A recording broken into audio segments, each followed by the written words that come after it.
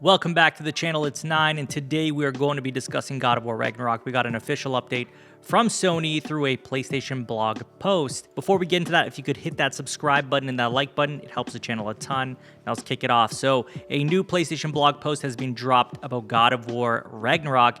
This blog post is all about God of War's accessibility features, and at first glance you might think nothing more of this, but I want to explore why this is in fact a big deal for the release date of God of War and how we will likely be seeing it soon.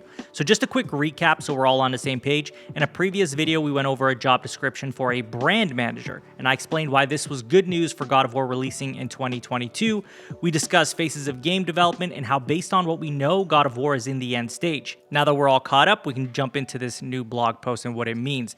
At first, most people will see this blog post and think, well, there's nothing really to this, and they may even feel discouraged at this because it isn't a big trailer, it isn't that big announcement that we've been waiting for.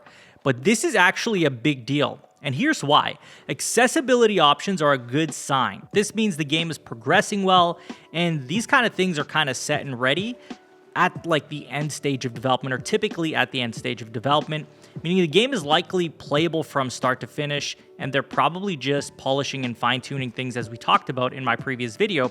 Before I dig deeper though, I do want to address, yes, this was in celebration of Global Accessibility Awareness Day. That is obviously a big glaring reason in the blog post, so I don't want to take that away. That is definitely the reason it's there, but this does not change what having these options revealed means for the development of the game.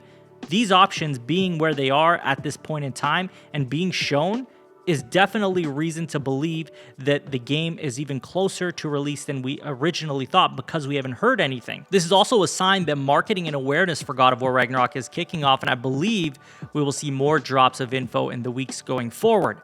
If I were to predict, I would say we get weekly info drops, or every other week get a PS blog post or some sort of info drop. This is a good sign that the push for Ragnarok has started and will flow, and it really falls in line with the whole job posting. I understand that job has not been filled, but you got to understand that this position is not just being created now to start it. They already have a team that works on marketing, right? They just want to hire somebody specifically for this role. But in the meantime, they obviously have people doing this already. This is not going to be a situation where they need to hire somebody before they can even start pushing marketing. They have a team. They're trying to add to the team.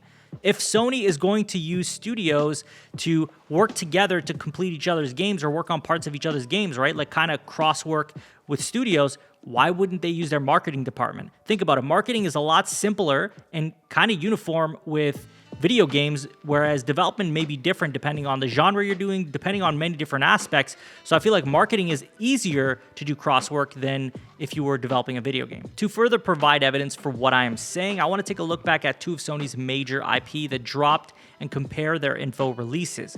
Granted, I know Sony isn't often predictable, but to further support my claims of accessibility being revealed a big thing, I want to show two pieces of evidence. So number one, Ratchet & Clank Rift Apart had a PS blog post about accessibility on May 20th, 2021, then released June 11th, 2021. Number two, Horizon Forbidden West had its accessibility revealed through PS blog February 10th, 2022, and the game released June 18th, 2022. If that is not enough, remember there was weekly to bi-weekly info drops for Horizon and Ratchet leading up to the launch of the titles. So again, this is reason to believe that marketing is going to be pushed. We're going to see more about this game. They want to bring awareness to this game. It all makes sense. It all adds up for me. And again, this doesn't mean Ragnarok's rollout will be the same, but this is more to support that they are getting ready to push God of War now. I still believe, I truly believe that this will be all given to us. Everything that we need to know will be in June. Everything that we want to know about the release date, the additions, a slice of the game. I really think they're going to do all of that stuff come June. I could be wrong about it. Obviously, I'm not in the know of any secret information. But based on what we have out here, the things that we're gathering through job postings, through what they've said, through this blog post, I feel like there's reason to believe that this is likely going to happen. But that is all I have for you guys in today's video. I'd love to hear from you. What do you make of this PlayStation blog post about God of War Ragnarok? Do you think this means anything underneath it all, or do you think that this is just simply an accessibility thing being shown on Global Accessibility Awareness Day? Let me know in the comments, and as always, if you have not subscribed already, please hit that subscribe button, hit that notification bell to get notified about all my upcoming videos, and hit the like button. It helps the channel a ton. You can follow me on Twitter and Twitch. Links will be in the description, and share this video with a friend.